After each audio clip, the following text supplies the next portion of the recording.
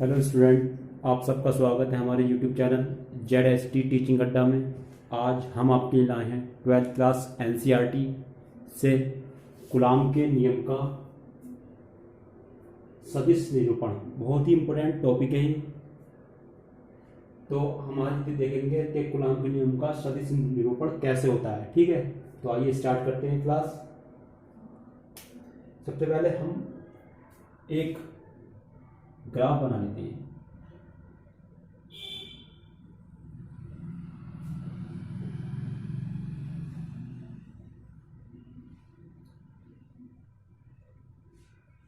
ये x axis है और ये वाई एक्सिस। अब इस पर हमने दो आवेश ले लिए। मान लिया यहाँ पर Q1 आवेश है और यहाँ पर ये Q2 आवेश यहाँ पर रखा हुआ है, Q2 आवेश। ठीक है, और इसका जो ओरिजिन है, इसके ओरिजिन कर दिया हमने O। ये मूल बिंदु इसका O है। ठीक, तो यहाँ पर हमने दो आवेश ले लिए Q1 और Q2 आवेश। समान आवेश है, ये समान चार्ज है पर, यानी कि प्लस का है। मान लीजिए प्लस का चार्ज है दोनों पर। अब हमें Q1 पर एक स्थिति सदिश खींचना है। तो स्थिति सदिश क्या खींचते हैं? जो मूल बिंदु है Q1 से मूल बिंदु तक को मिला देते हैं, तो ये कहलाएगा मूल बिंदु O से Q1 का स्थिति सदिश। ठीक, तो और ये हो जाएगा, इसको इसकी दूरी को हमने क्या दिया, R1 वेक्टर। ठीक, इसके बाद हमें Q2 का स्थिति सदिश खींचना है, तो ये भी ऐसे ही हम मिला देंगे। Q2 को किससे मिला देंगे? O से। तो ये क्या हो गया, R2, इसकी दूरी हो गई R2 वेक्टर। ठीक, अब इसका मतलब है ये R1 क्या है यहाँ पर? R1 जो है हमारा, हम लिख लेते हैं R1 क्या है। तो R1 हमारा है, R1 बराबर है हमारा आवेश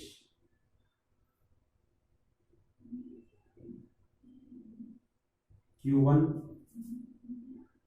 का बिंदु O के सापेक्ष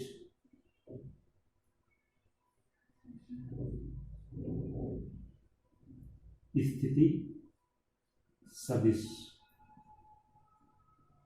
ठीक, वेक्टर R2, ये क्या होगा? आवेश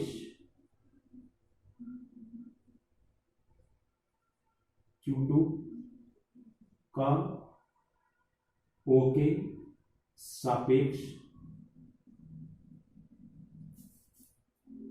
स्थिति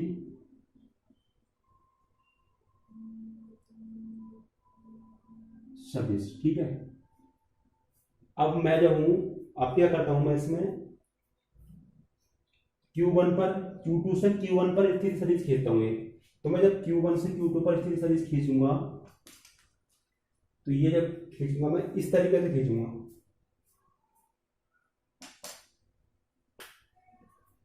इधर से मैं इसको खींचूंगा, तो ऐसे करके खींचूंगा, इसे ऐसे। तो ये कहलाएगा हमारा आवेश Q1 की स्थिति किसके कारण बता रहा है? Q2 के कारण। आवेश Q1 की स्थिति किसके कारण बता रहा है? आवेश Q1 की स्थिति किसके कारण बता रहा है? Q2 के, आवेश Q2 के कारण। ठीक है, तो हम इसको लिखते हैं यहाँ पर। ये इसकी दिशा किधर की तरफ को है? अगर दिशा देखी जाए तो इसकी ये कहलाएगा, इसके हम इसको कह देंगे हम R12 वेक्टर। ठीक, इसकी दिशा जो है वो R12 वेक्टर, यानी कि आवेश Q1 के कारण Q2 पर स्थिति सदिश। ठीक, तो R12 वेक्टर यहाँ पर लिखते हैं हम। R12 वेक्टर क्या है हमारा?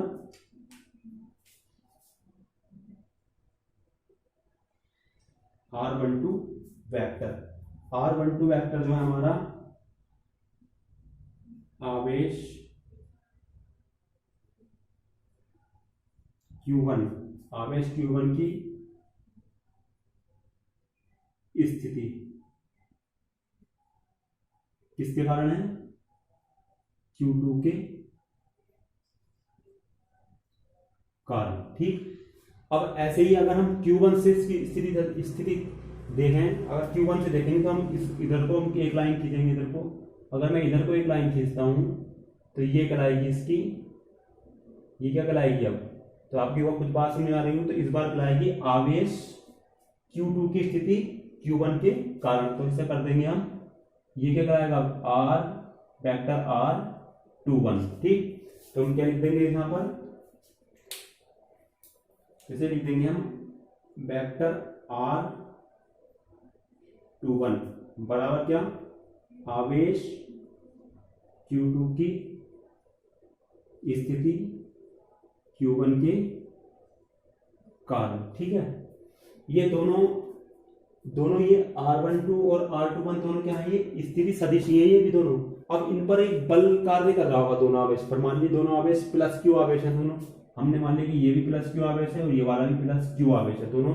अब जब दो सजातीय आवेश जो होते हैं, अगर उनके बीच के बल की बात किया है तो उनके बीच क्या होता है, प्रतिकर्षण होता है। यानी कि अगर ये आवेश Q1 है तो Q1 आवेश इसको, ये इस पर बल लगाएगा तो ये इसको धकेलेगा, और अगर ये बल लगाएगा तो ये इसको धकेलेगा। यानी कि क्या होगा, इनमें आपस में मान लीजिए दो इंसान हैं, अगर एक को धक्का देगा तो दूसरा भी क्या करेगा, उसे हटाने की कोशिश करेगा, दूसरा भी उसको धक्का देगा। यानी इनके बीच क्या लग रहा है, प्रतिकर्षण बल लग रहा है, ठीक। तो इसके जो बल की दिशा होगी, इनके बल की दिशा की बात की जाए यहाँ को, इसके बल की दिशा इधर की तरफ होगी, ये कराएगा F12, ठीक। इसी तरह इस पर जब ये धक्का देगा इसे, तो इस पर क्या बल लगेगा, F21, इसकी दिशा होगी F21, ठीक, वेक्टर F21, ठीक।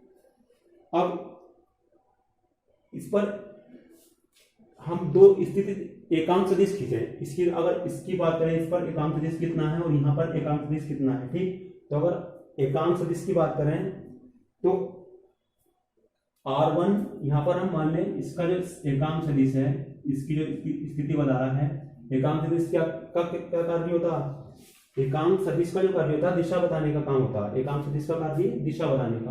अब इसकी दिशा अगर हम ज्ञात करें तो Q1 की दिशा, Q2 का कारण क्या है, R12, इसका एकांक सदिश। जहां भी कैप लगा हुआ हो, वेक्टर का कैप लगा हुआ हो, तो उसका मतलब होता है एकांक सदिश। तो यहाँ पर क्या बता रहा है, ये एकांक सदिश किसका, Q1 का, R12 का एकांक सदिश। R12 का एकांक सदिश क्या है, कैप R12, किसका एकांक सदिश है ये, कैप R12 वेक्टर R12 का, ठीक है। ऐसी अगर इसकी बात करें R21 का, तो R21 का एकांक सदिश कितना हो जाएगा, R21 का हो जाएगा कैप R21, ठीक।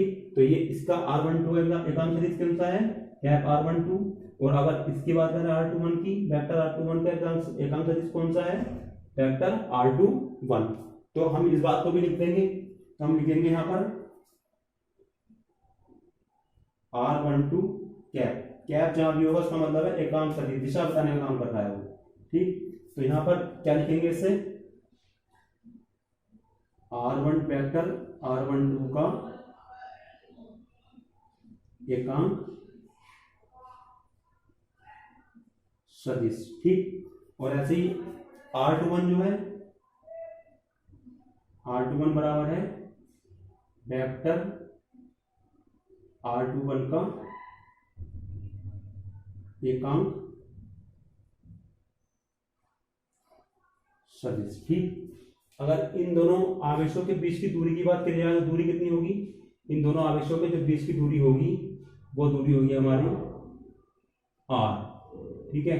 क्योंकि जब दो आवेशों के बीच प्रतिकर्षण होता है तो उनके बीच की क्या कितनी दूरी होती है, R दूरी होती है। ये पता चला था हमें कूलाम के नियम, जब हमने कूलाम का नियम पढ़ा था कि क्या था हमारा सूत्र, वो F बराबर 1/4 pi epsilon not, 1/4 pi epsilon not Q1 into Q2 upon R square. यानी कि दोनों आवेशों के बीच की दूरी कितनी है, R है, ठीक है। यहाँ पर अगर कूलाम बल की बात की जाए तो कूलाम बल कितना हो जाएगा, कूलाम बल क्या होता, तो कूलाम बल होता है हमारा, कूलाम बल बराबर परिमाण और दिशा, ठीक। अब परिमाण कौन बताएगा, परिमाण जो हमारा होगा, जो हमने कूलाम का नियम सिद्ध किया है 1/4 pi epsilon not Q1 Q2 upon R square, वो हमारा यहाँ किसका काम करेगा, परिमाण का काम करेगा, ठीक है। तो परिमाण कूलाम बल, अगर हम F12 निकालें, पहले F12 की बात करते हैं, तो F12 निकालेंगे तो वेक्टर F12 बराबर हो जाएगा, परिमाण कितना हो जाएगा, वही 1/4 pi epsilon not into Q1 Q2 upon r square. ये क्या हो गया हमारा परिमाण। और दिशा की बात करें, इसकी दिशा क्या होगी, F12 की दिशा क्या थी, F12 की दिशा की बात करें तो F12 की दिशा, तो F12 की दिशा की बात करेंगे तो ये इसके लिए एकांक सदिश परिमाण दिशा क्या होगी, दिशा का कौन काम करेगा, एकांक सदिश। तो एकांक सदिश कौन सा काम करेगा, R12। ठीक, तो F12 की दिशा कौन दर्शा रहा है, R12। तो यहाँ पर कितने हो जाएगी, दिशा की जगह कितना आ जाएगा, कैप R12 यानी कि एकांक सदिश। ठीक, इतनी बात समझ में आ गई होगी। अब ऐसे हम तथा F21 की बात करें, F21 वेक्टर F21 बराबर, ये इसका स्थिति सदिश क्या है, निरूपण है, ये कूलॉम बल का निरूपण। ठीक, अब ऐसे ही 1/4 इसके लिए परिमाण वही रहेगा, और Q1 Q2 upon r square. ठीक, और इसके लिए एकांक सदिश कितना हो जाएगा, इसके लिए सॉरी F21 के लिए एकांक सदिश यानी दिशा क्या हो जाएगी, कैप R21, ये हो जाएगा कैप R21। ठीक, अब जब दोनों आवेश क्या है, विपरीत दिशा में है, दोनों विपरीत दिशा में है। अब एक बात ध्यान रखना, जब विपरीत दिशा में दोनों आवेश होते हैं तो इनके जो बीच की विपरीत दिशा की बात करें तो जो हमारा एकांक सदिश है R12 कैप, यानी कि ऐसे लिख देते हैं R21 कैप, वो जो बराबर होगा माइनस में R12 के बराबर होगा। फैक्टर F21 बराबर 1/4 pi epsilon not Q1 Q2 upon r square. और इसकी जगह आ जाएगा R21 की जगह हम रख सकते हैं माइनस, तो माइनस में पहले ले लेता हूँ, -R12 कैप। ठीक है, ये कैसे होगा, क्योंकि दोनों जो आवेश हैं हमारे, दोनों समान आवेश हैं और दोनों विपरीत हैं आवेश। ठीक है, विपरीत आवेश यानी कि एक दूसरे से अपोजिट है, यानी कि ये इधर को बल लगा रहा है तो ये इधर को बल लगा रहा है, दोनों अलग अलग बल लगा रहे हैं अलग अलग दिशा में। जब अलग अलग दिशा में दोनों बल लगा रहे हैं तो इनके बीच का जो स्थिति सदिश है वो एक दूसरे का विपरीत होगा, यानी कि अगर विपरीत होगा तो R21 जो बराबर होगा वो माइनस के R12 के बराबर होगा। ठीक है, तो हमने यहाँ पर से डिफाइन भी कर दिया है। तो अब आपको इतनी चीज दिखाई दे रही होगी, ये चीज किसके बराबर होगी, ये सब किसके बराबर हो गया, तो ये सब किसके बराबर हो गया हमारा, ये सब इसके बराबर हो गया। ठीक, यानी कि F21 बराबर है किसके, माइनस F वेक्टर F21। ये है हमारा न्यूटन का तृतीय नियम, यानी इससे पता चला कि कूलॉम के नियम किस पर कार्य करता, किस नियम पर कार्य करता है, न्यूटन के तृतीय नियम को पर कार्य करता है। यह है क्रिया प्रतिक्रिया का नियम। ठीक, यह था हमारा कूलॉम के नियम का सदिश निरूपण।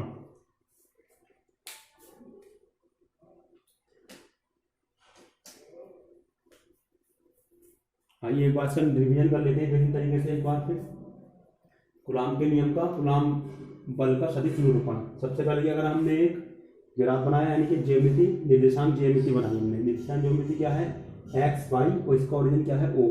अब यहाँ पर हमने क्या ले लिया, Q1 और Q2 दो समान आवेश ले लिए, समान आवेश, यानी कि Q1 और Q2 क्या है, दोनों प्लस के आवेश हैं, दोनों आवेश प्लस के ले लिए। अब Q1 पर हमने स्थिति सदिश खींचा, तो Q1 का स्थिति सदिश क्या हो गया, Q1 का स्थिति सदिश हमारा कहलाएगा R1, यानी कि R1 क्या है, आवेश Q1 का O के सापेक्ष स्थिति सदिश। ऐसे ही हमने R2 क्या है हमारा, R2 है हमारा आवेश Q2 का O के सापेक्ष स्थिति सदिश। ठीक, इसके बाद अब हमने Q2 जो हमारा Q2 है, Q2 अब Q2 क्या है, Q2 आवेश Q1 की थी, Q1 की स्थिति किसके कारण, Q2 के कारण।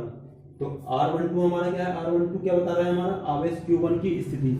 R12 जितनी दूरी है ये, यानी कि R12 क्या बता रहा है, हमारा आवेश Q1 की स्थिति Q2 के सापेक्ष या कारण। ऐसे ही R21 क्या बता रहा है, आवेश Q2 की स्थिति किसके कारण, Q1 के कारण।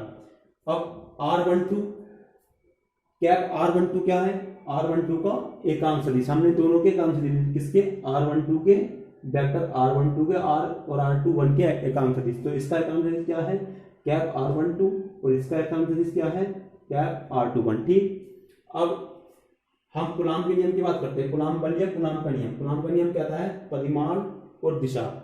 कूलाम बल किसके बराबर होता है, परिमाण और दिशा के। परिमाण तो हमारे पास है, परिमाण क्या है हमारा, जो न्यूटन का, सॉरी जो कूलाम का नियम है हमारा, वो क्या है हमारा परिमाण। लेकिन हमारे पास दिशा क्या होता है, दिशा कौन बताएगा, दिशा बताएगा हमें एकांक सदिश, किसका, R12 का एकांक सदिश और R21 का एकांक सदिश। तो F12 की बात कर रहे हैं, यानी कि F12 की बात कर रहे हैं, तो क्या होगा एकांक सदिश हमारा, कैप R12। ऐसे ही F21 की बात करेंगे तो हमारा परिमाण तो यही रहेगा। ठीक, परिमाण जब हमारा यही रहेगा तो हमारी इस एकांक सदिश क्या है, इसका R21 होगा। तो ये अब हमने देखा, तो ये जब दोनों विपरीत हैं एक दूसरे के, तो कैप R21 बराबर होगा माइनस R12 के। ठीक, तो R12 की जगह हम क्या लिख सकते हैं, R21 की जगह R12, माइनस हमारा कहाँ गया, शुरू में। तो ये क्या है, सब हमारा इतना जो रखा हुआ है पूरी चीज, ये हमारा माइनस तो ऐसे रहेगा, ये सब किसके बराबर है, वेक्टर F12 के। और ये हमारा किस पर कार्य करता है, किस पर आधारित है, न्यूटन के तृतीय नियम पर। ये क्वेश्चन भी आ सकता है कि कूलाम के नियम का स्थिति सदिश किस नियम पर आधारित, यानी कूलाम का नियम किस नियम पर आधारित है न्यूटन के, तो किसके, तृतीय नियम पर आधारित है। ठीक है, ये था हमारा कूलाम के नियम का या कूलाम बल का एक सदिश निरूपण।